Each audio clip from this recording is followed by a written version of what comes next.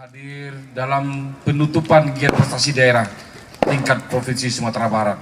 Seperti yang kita lihat pada prosesi api unggun tadi, adik-adik mendapatkan sedikit api dari pembina, kemudian dibagi ke teman-temannya, yang mana teman-teman seperjuangan tersebut lalu membawa dan disatukan lagi sehingga menjadi api yang sangat besar yang dapat menghangatkan kita semua di lapangan ini.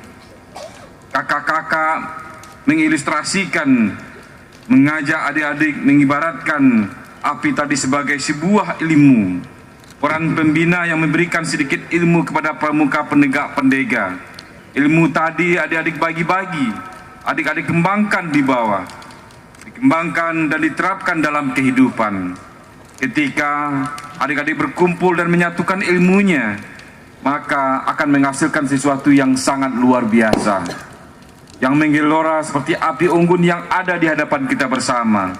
Ini erat kaitannya dengan kata-kata Bapak Proklamator kita, berikan saya 1000 orang tua, niscaya akan kucabut semeru dari akarnya. Beri aku 10 pemuda, niscaya akan kuguncang dunia.